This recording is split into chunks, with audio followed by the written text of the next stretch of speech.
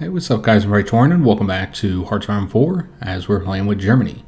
So happy Thanksgiving to all of those who celebrate it. It's always been one of my favorite holidays. Looking forward to eating a good meal, spending some time with the family. So before we do anything else in the episode, I wanted to show you guys that I did change up our occupation policy to the secret police. I just think it's going to be a little bit more useful for us. We're going to get those extra factories. We won't get as many resources. However, Denmark and Czechoslovakia weren't really giving us a lot of resources to begin with. And so what I did is I kept Norway on the military governor, since we do want to get as much resources from up here as we can. Military governor also does a better job at reducing the resistance. However, the secret police is going to give us a lot of bonuses for our garrisons, so we won't require as many troops for the garrisons. The garrisons also won't take as much damage.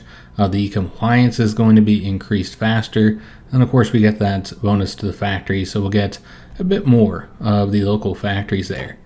Alright, so the first thing we need to do is we're going to go and make use of these dockyards, and we're actually going to design a new type of ship. We're going to be designing a light cruiser. Frankly, we don't have enough screen ships to cover all of our capitals. So we're just going to get these guys updated with like the new guns, new anti-air. We're going to keep the fire control systems on there. Those now increase the hit chance rather than actually increasing the attack power. We're also going to add some sub-detection on there with the sonar because that's going to be one of the things that we're trying to change up, is allow the light cruisers to be a little bit better when it comes to sinking any submarines. I'll go and increase the armor as well, but the main focus of these cruisers will in fact be the anti-air. We will keep the torpedoes on there though, but yeah, it's going to be really focused on anti-air, so therefore we're going to get rid of these guns here and instead just put more anti-air on there. We got the anti-air attack up to 10.5. We're also going to get rid of the float plane catapult. I think we'll probably do fine when it comes to detecting enemy fleets, but we need to get depth charges on there, and unfortunately we don't have the depth charges too, so we can only place the ones. And I suppose we use the raiding fleet one to increase the max range, which is always an issue for your screens, and also to decrease the visibility, so that'll cost us 5 experience, and overall it's going to cost us 51. We'll go ahead and change up the icon as well, but the idea here is that the light cruisers will protect our fleet from any planes, particularly those that the British will be fielding on their carriers, since we don't have carriers of our own. And I suppose we'll get the funding for the raiding fleet here. But yeah, they'll do that while our capital ships try and sink any, surface ships of the enemy. I guess we'll put the submarines first, since they're more important. Obviously, our fleet is still going to be very much focused on the submarines. We're going to leave the 10 dockyards in the submarines for now. Next, we need to work on the division design for our medium tanks. So I had said that we weren't going to use the SS divisions because it wouldn't really matter. We'd still have to spend the same amount of experience. However, that actually isn't true, because what I didn't think about, let me just show you guys what would happen here. We can add the medium tanks for free. Let's just say we were designing this, we're not keeping this, it doesn't really matter what we're doing. But if we wanted to add a new line of the mechanized, then that would require us to spend the 20 experience. Any additional lines would be free, so we could continue to add them, but basically it would cost us 20 experience to add the first of the mechanized. So therefore, it is better to instead just go ahead and change up this division design. We would want to probably change the name as well. So feel free to post some suggestions on what we can name our medium tanks. So yeah, we're going to want to go ahead and change these guys over to the medium tanks, and then this is going to be changed to the mechanized. So other than the support companies, which I still need to adjust, this is what the unit's going to look like. We won't be able to save this because we don't have the experience to add the medium self-propelled artillery, so I have to take those off. I want to show you guys what the design would be once it's finished, again outside of the support company. So the speed will be the 8 kilometers. Pretty good soft attack. Hard attack is obviously just okay, but that'll get higher as we get better tanks. The defense is pretty good for an armor unit. Has fantastic breakthrough as you'd expect. Armor and piercing are a bit low, but again we are dealing with some low-level equipment here. You know what? The combat width is only 24, and we'd probably want to get it up to 30. So we could add a few more battalions in here. So we'd want to add the medium tanks and maybe one more mechanized. See where we're at on organization, 31.1. So we could do either the tanks or the mechanized. Honestly, putting too many tanks in here would result in us needing already at this point 300 tanks. So if we added another tank battalion, then that puts us at 350. So it might be better to get the mechanized just to reduce the cost of this. But honestly, the organization isn't too bad. Let's go and remove these, since obviously we can't afford the experience at the moment. I'm on the fence whether we want to have that medium tank in there or instead have the mechanized in here. Of course, the biggest impacts are the organization and the HP. HP is not fantastic with the tanks in there like that. But really, I think the focus of this division design should be on getting the attack as high as possible, as well as the hardness and the armor and all that other good stuff. So yeah, we're going to go with the medium tanks, guys. So we have a little bit of experience. That means we could change up just one of these. And again, I think we're going to want to change up all three of them. So I suppose we'll start with the engineer companies. So you know what, let's go ahead and save this first, so we can see exactly how that's going to affect us, changing over to the assault engineer companies. So it's going to increase the organization by a little bit, not much. Going to get a bit more hard attack, but the soft attack goes down by a little bit. Less defense, more breakthrough. So again, what we already established, that the assault engineer company is just better when it comes to attacking, while the regular engineers are better on the defense. And you'll really see that when it comes to the modifiers down here. So yeah, let's go and save that. So I'm not actually going to build any more of those because we already have two of them over here training up already. And so obviously we're not going to have much equipment just for those. Now we did want to change up the naming system here since they're not going to be SS divisions. And again, we do need to change the name here, but I'll let you guys post some suggestions on what our armor division should be called. And I prefer that they be names that are in English rather than in German, since I won't be able to pronounce it or butcher it. I would try my best to pronounce it. So I'd prefer that any name suggestions you put out there are in English. Alright, so we got this focus done, got us a military factory, got us some research bonuses for aircraft, which is fantastic since the aircraft techs unlock in 1940. It also got us some breakthrough progress and some funding for that MIO, which we see we got a trait for that, and some other good stuff. So we're going to go and finish this branch here, and obviously we're going to want to go for the dive bombers since that's a route we're already going when it comes to the air doctrine. Just show you guys what the alternatives would be. They're all good choices, but this one's the most fitting for us. So in addition to the research bonuses, it's also going to get us a plane design, some air support mission efficiency or bonus for that. We'll get 4 flying aces. Also going to improve that MIO. And we'll get a new military high command new theorist that we can make use of, which one of those we might actually want to use. This is only a 35-day focus, so it shouldn't take us too long to get that. And the trait here is pretty much irrelevant because I don't know if we're going to use this MIO for anything, but yeah, we're going to get this selected. So we'll get the air defense and reliability, and then next we'll have to get to range because you can't move along here until you get both of those. Yeah, I don't know if we'll use any multi-role planes in this playthrough, perhaps. So we're going to want to put these factories into the medium tanks. Also going to want to get more mechanized. Probably pull back on the trucks eventually. And then invest a bit more in the planes too. Just step up how many close air support and fighters we're getting. Maybe even get one more factory going into the naval bombers. I think we need more transport planes too.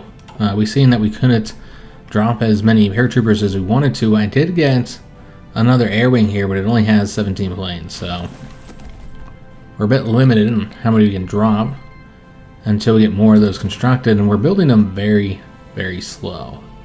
So we can't get another special forces doctrine since we have that 50% reduction. And you know what, let's go ahead and get the next one here, which again is going to be the combat insertion, so that we can have the organization reduced for any enemy divisions that we drop onto. Should make it easier for us to, you know, drop onto troops and maybe actually succeed. And then we'll probably wait to get the airborne armor. But that's one of the really nice bonuses here, is that you can drop light tanks. So that's super cool.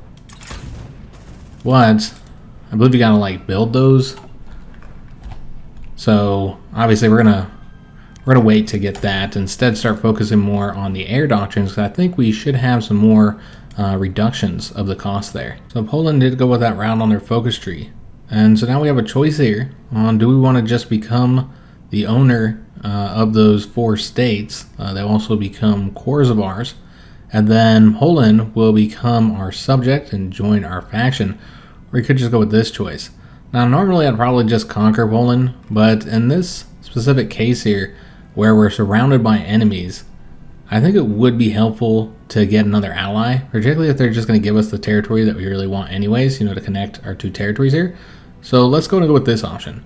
I think this is the best situation for us. Though honestly, I'm not entirely sure if this is actually better than just conquering them. I think, again, in our particular situation, it is. We'll also have to help them defend this border against the Soviets. We don't really have the troops to do that right now. Though I guess we don't have to defend the border against Poland anymore. I need to send additional troops over to the French border. Alright, so we're going to set up like this.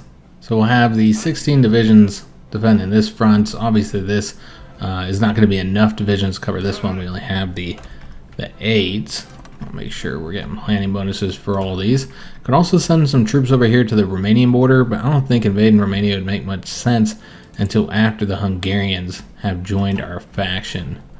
And then we'll have the rest of our troops under Manstein are going to be invading France, I suppose. I think France is going to be the weakest of our enemies, so probably the one we should focus on first. The Russians take a while to defeat just because of how much territory they have, so they should probably mostly stay on the defense over here. Now, you'll notice our tanks aren't doing anything. I just have them kind of sitting around, spread out, so they're not using up too much supply anywhere. I'm not sure where to bring them, because I don't know who would be fighting first, because if we invade Austria, and that's what starts the war, then it makes sense to bring the tanks here to quickly get them conquered. But if that's not what happens, if we end up at war with France or something, then we want the tanks over here. So I'm not entirely sure where to put those just yet, so we'll just leave them where they're at.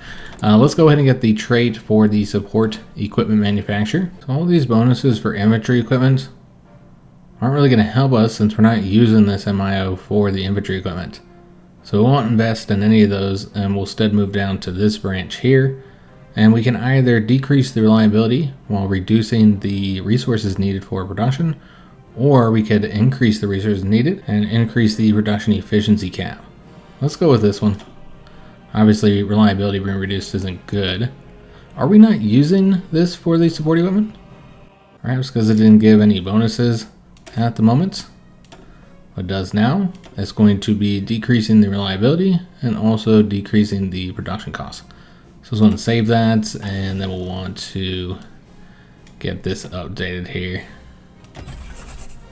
Alright, excellent. We also have some dockyards, or at least one dockyard. So let's go ahead and put this into our light cruisers. So we'll get the first one constructed on the 6th of May of 1940. So it's going to be a while since we don't have very many dockyards assigned to them. The Hungarians are demanding southern Slovakia, so I think I stated this earlier in the campaign. It might have been last episode or the one before that they would ask for this territory. I don't like the wording of this, but we're going to grant it to them. Really, we should probably just do that one focus, grant it to them that way. So the first Vienna award, that would grant them some of this territory here. I don't like the way they're wording this. But yeah, we want the Hungarians to ally with us. As of right now, it seems that they like us. We don't like them so much because they claimed our territory, but we got a plus 64 with them. So hopefully they'll join our faction. That did bypass the first Vienna award since they just asked for the territory. And so that would allow us to go with the fate of Czechoslovakia. However, that's already done, so you think you'd be able to bypass this, but apparently not. So that means you wouldn't be able to go any further down this tree. Though I suppose we don't have to, because we can now bypass the Danziger War. So we'll go ahead and do that. And then that would open up these two options. Influence the Benelux and around the Maginot, so that we could get the war goal against the Dutch. And you get that in 28 days. So if we wanted to tax them, now would be the time. So you know what? We might want to start sending some troops over there. So what we'll do is we'll take the tanks, and we'll probably want them to cover just from here to here. Won't really focus them because all this should be pretty easy to get through. And then we'll just grab a few of Manstein's troops and have him cover this front, which we will not go from the Belgian territory. So let's go ahead and send these 8 divisions here and then make sure that we get a planning bonus. Hopefully this will be enough. If it's not, we'd only send some additional troops. So I think that the tanks alone would probably be able to handle it. We also want to send some planes over there. I think they're all in these air bases here. The other one's right here.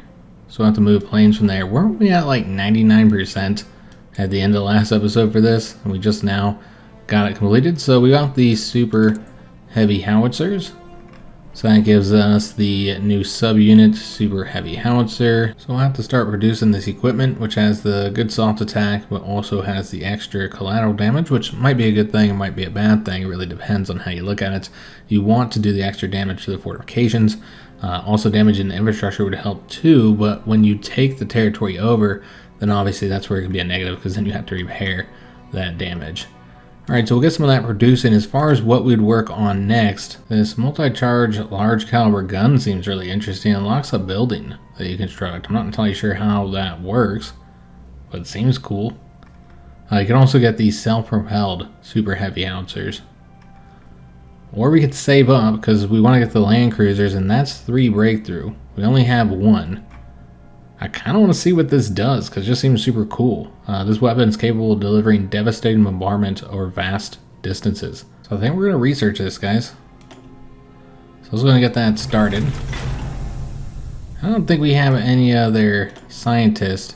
Well, we could do the artillery specialist. He would have been good for the last option as well. But like I said before, I don't know if he would have actually been better since he's not as skilled. Yeah, I don't think he would be as good because he's giving us 1.20.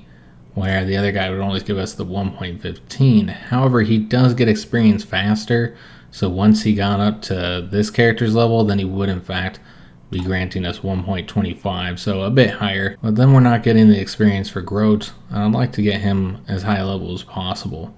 So it seems that we do have some prototype events here, so 10% progress for the radar, and with this he got a bit of experience. Alright, so we continue getting dockyards. I think we're getting that from the territory here. So let's just place them all into the light cruiser, try and get that design a little bit quicker. As of right now, it's February is when it will be finished. So we're not going to do the paramilitary ones here. As soon as we finish that one, I think we need to start earning a bit more political power. Alright, so a bunch of stuff just happened here. It seems that France just created their own faction. So there was 2 routes they could go on their focus tree. And of course they went the one where they created their own faction, and look at all of the countries that joined it. It's an anti-fascist coalition. That is ridiculous. Look at all these countries, guys. Just a ton. We'll just click through these real quick because you can just see it here. Well, basically it's France, the Netherlands, Switzerland, all the Italian countries here, the United States, Portugal, which I thought Portugal was already in a faction, but that's not the case. Burma, the Philippines, they joined because the United States did. So I gotta say, I'm not a fan of the current situation here because now we have 2 communist factions, and the intent was always to have the Italians join into the Soviet faction, the Fourth International. France, on the other hand, was not supposed to join that faction. So, yeah, I'm not sure what to do. Let me know down in the comments, guys. We have a couple different options here. So we could keep the 2 separate factions, though that would result in us going to war with America, which I really don't want to do. I was trying to avoid doing a war with them. This is the faction, by the way. It's a fairly large faction now. And here is the Fourth International. So it kind of appears that the anti-fascist coalition is actually bigger than the Fourth International. So we could keep the 2 factions, or what we could do is instead move Italy and some of the other countries into the Fourth International, take the United States out of any faction so they don't get involved in this, And then the question is what to do with France. Do you put them into the 4th International as well? Or you leave them out, or leave them in their own little separate faction? I don't know, guys. Let me know down in the comments how exactly you want to do this. But with them in this faction, we would not be able to declare war this episode. That's what I was intending to do. I was going to invade the Dutch since we could take that one focus around the Maginot Line. I don't know why this one's not being bypassed. I need to like start it or something. Because yeah, it should bypass, considering the fact that Czechoslovakia doesn't exist. Again, it's not a big deal or anything, since we won't go down any of these focuses anyways, but just kind of weird, because it should have bypassed. Next, we're going to get the agricultural reform, since we have the advanced machine tools. It gets some extra building slots, but the key thing here is the reduction of the consumer good factories, you know, from the recovery and economy. I do need to cancel that one that we selected first. Let's go and cancel that. And then get this one here started. We do have a trade for the close air support designer, and we're going to go and get this one here, increasing air attack and ground attack by 5%. Get that updated, and then update our production line. Also got some free civilian factories, so we got all that stuff constructed just about, so we should have ticked down their autonomy at least a little bit. It's not going to make a huge difference here, but it did help some. So we'll focus on some of these areas I've neglected a little bit. So we do want to make sure we're getting the good bonuses. Though, you know what, we don't want to build in Czechoslovakia, despite the nice construction bonuses, because we won't get access to all those factories. We have some army experience, so let's go make some more adjustments to our medium tanks. We want to change up the recon. They're currently using the motorized. I think that's what we're using for the light tanks. We're going to use the armored recon company here. So that's going to give us a 10% heart attack for all of our tanks. So heart attack is going to increase by 12.8. Also going to increase that assault attack. We'll lose a bit of defense, but we'll get more breakthrough. Armor goes up a little bit, as does piercing. Not a big difference there. So we'll change that up. And then we're also going to replace the support artillery and go ahead and get the armored maintenance companies. Alright, so let's go and save that. So we have 2 more support companies we need to get. There's another 20 experience to get those completed. Looks like the motorized here is done. We captured another French operative there. So yeah, we won't be able to do the Dutch invasion. That was a shame. I was kind of hoping we could just do that focus real quick. I think it was like a 28-day focus and then quickly conquer the Dutch. But again, not a lot has gone the way I would like it to have, outside of, I suppose, the Poland situation. That was nice. But other than that, everything has gone the opposite of how I wanted it to. So I guess we'll want to get the breakthrough and the max speed for our fast tanks designer. You know, we're going to wait until we get an update those. Really no point in getting a trait if you can't even update the equipment, or the production lines for the equipment. Hungarians are demanding Transylvania, so that is not from us.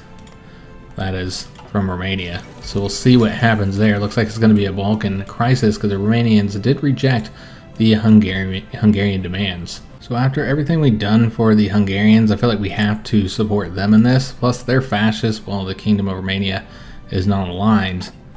So we're going to back them and increase world tension, and we'll be guaranteeing them. Which is something I wanted to do anyways. Somebody had said that if we guaranteed them, then if Romania demanded that the Hungarians become their subject, like what happened in Bulgaria, they'd be more likely to refuse them. And it seems that the war has started. I guess it didn't pull us into the war or ask us if we wanted to be pulled into war, because I think it was started by event.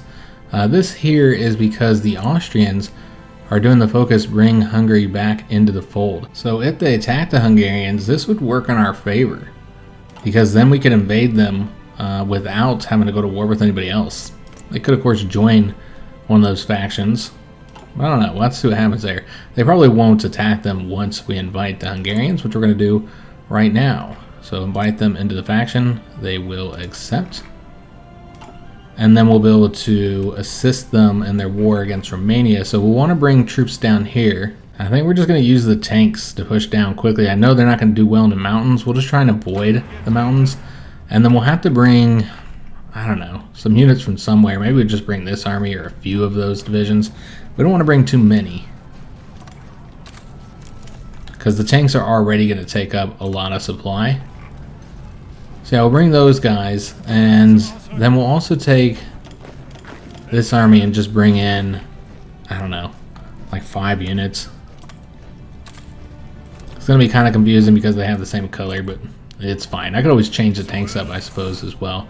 Yeah, you know what? Let's go and change them over to blue, just to make it so this is clear which divisions are part of which army. All right, so are we just waiting for them to accept? Yeah, so now they're into the faction, therefore we can join their war. Now we just got this event that the Hungarians seek mediation. I don't know if this would end up ending the war. I don't know, we'll go and select that option that we're willing to do it.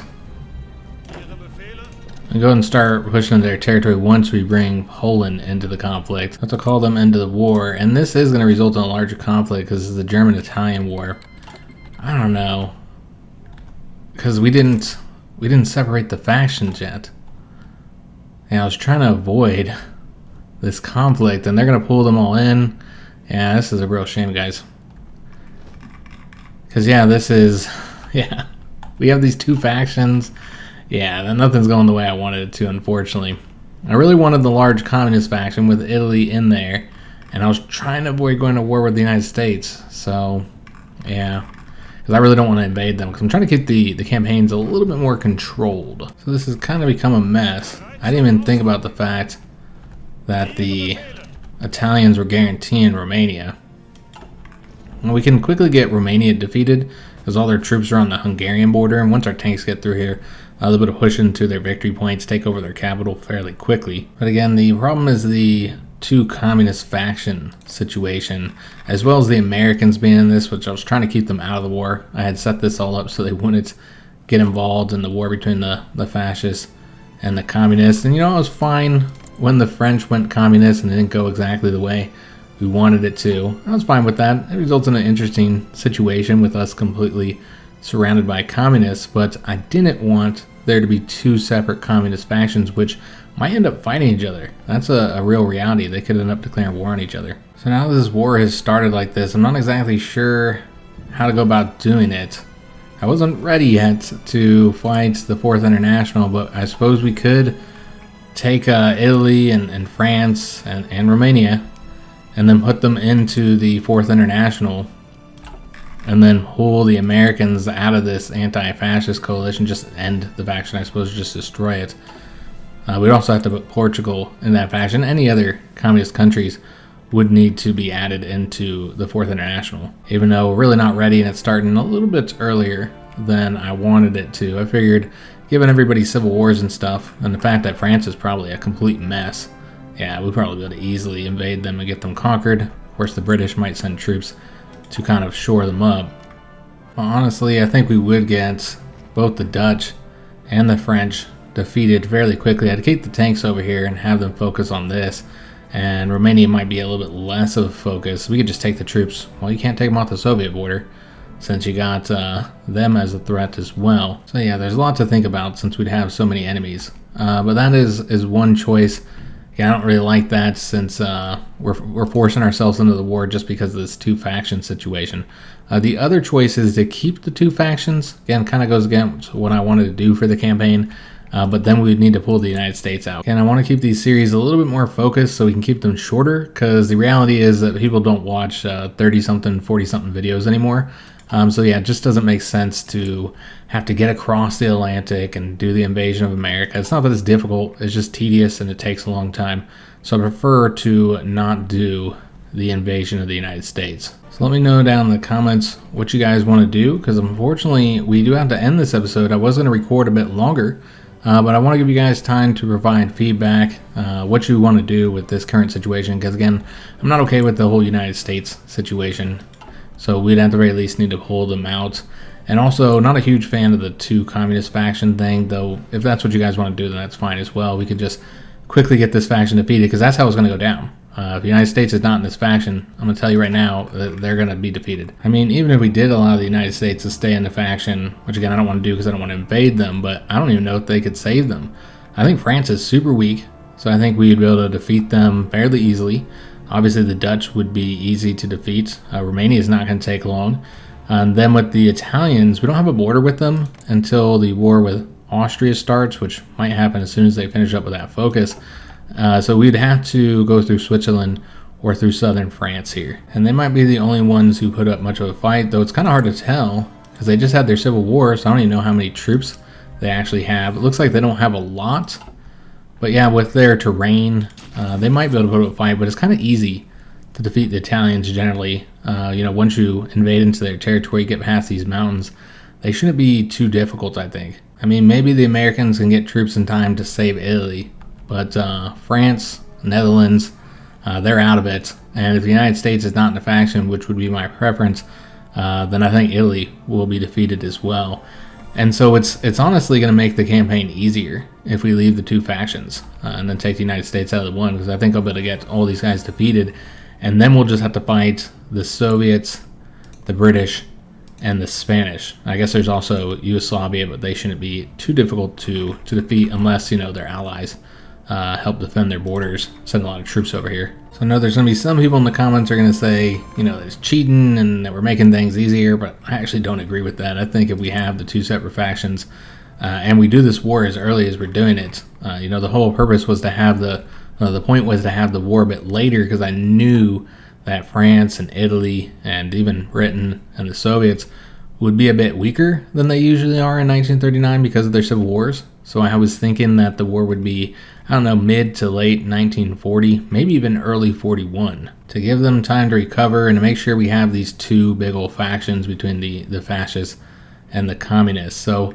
I think the war is going to be really easy. Well, honestly, it's whatever you guys want to do. Outside of the, invading the United States, I'm probably not going to do that in this campaign. But other than that, whatever you guys want to do, I think since we're the ones who set the situation up, when I started the campaign, I set the AI to do, all these different routes on the focus tree, and then it got messed up as it always seems to. I think because of that, since the situation is my doing, I don't really agree that it's cheating for us to, fix the problems here and get it set up the way that we want, so that the campaign is basically what we wanted. Outside of, again, France, I'm not going to force them to join our faction or force them to be fascists just because that's how we designed them. I'm absolutely fine with them, winning the Civil War and things going a little bit differently. In this particular case, it's certainly an interesting development. So outside of them, I think it's okay for us to fix the situation and make it better, so that we have a better campaign, a more interesting and challenging campaign, since the current situation is just going to result in us quickly defeating all of these really weakened enemies. I do hope you enjoyed the episode, even though it was a bit shorter and we had some weird things happen. If you did, make sure you leave a like on the video, subscribe to our channel, hit that notification bell, and leave a comment. I do hope everybody enjoys their Thanksgiving if you celebrate it. If not, have a happy Thursday, and I'll see you guys on the next episode.